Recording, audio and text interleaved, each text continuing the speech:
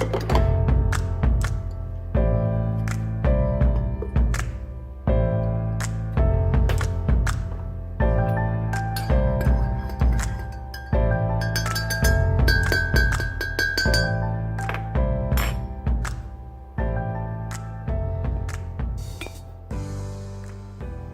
guys, Mike here with Freedom to Run Travel, and we're doing a little bit of coffee talk. It's actually the afternoon. Afternoon in Florida. What are we doing? We're waiting on a thunderstorm to come in. Haven't seen any rain yet, but that's Florida. It will probably just pass over and just make a bunch of noise. So anyway, guys, today I want to talk about passports. I get the question all the time, do I need a passport to go on a cruise? For the most part, no. What you need is your certified copy of your birth certificate and your driver's license. These are the main things that you need. And make sure that driver's license is valid, it's not expired. They will turn you away if it's expired, so you want to make sure you do that. So, but for the most part, you don't need a passport. I recommend it because of the fact that, say for example, there's an emergency and you can't fly back, or you're just sitting on the beach in the Bahamas and you decide, I'm not going back. I'm going to hang out here for a little while.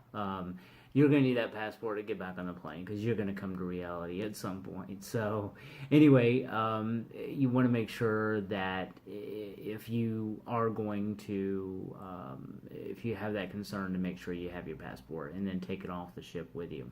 I always recommend also make a copy of that passport and leave it somewhere here at home with somebody that you can contact if for some reason you need it. So how do you get a passport? Well, very simply, it's really not as much of a difficulty as most people think. I recently went and got mine, and it really wasn't too bad. So the process starts with the application. You're going to go online to the Department of State website, and you're going to either print out the application and fill it out by hand, or you can fill it out there and then print it out. Key thing is, don't sign it until you are told to do so by the passport representative. So, a couple things you might need that you don't realize you might need. If you're married, you need to have your marriage date. If you're divorced, you need a divorce date. You need your spouse's or ex-spouse's first and middle and last name, and also the date of birth. Why they ask for this, I have no idea. It's the government who knows. So you want to make sure you have some of that information, and you can be completing it, and I believe you can save it, and as you go along, and make sure you have that information with you. You're going to print out the application. You're going to go to that same website, and you can find a location, and some will let you walk in, but most are going to require an appointment. So you're going to have to call a phone number, make an appointment. Again, a government phone number, you're going to call, you're going to leave a message, they're going to call you back to make an appointment. Don't ask me why. Don't try to go into the post office and try to make an appointment, because I do know that they don't allow that. They won't make the appointments there for you. So you print out the application, you got your appointment, and now you got to get everything together. You're going to need a certified copy of your birth certificate. This has the raised seal. You're also going to need your driver's license or a state or federally issued photo ID. If you are married, you're going to need a marriage certificate, as well as if you're divorced, you might need divorce paperwork. That's primarily if you're a female. Male, you're not going to need that as much. Ours is a little bit easier, unless you are having your name changed. So you want to make sure you have all that paperwork together. You also want to make a copy of these items.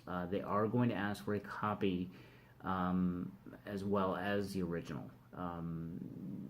They want to have a copy. I don't know why, but they do want to have a copy of it. So do that prior to getting there. I didn't read all the instructions and learned that I do need it, and I had to have them make copies. So 2 lessons there: make the copies. Number 2, read all the instructions. But I'm a man. We don't read the instructions, do we? No, we don't. So make sure you have all that together. When you arrive, they will go ahead and get everything processed. Takes about 15 minutes. Now, pictures.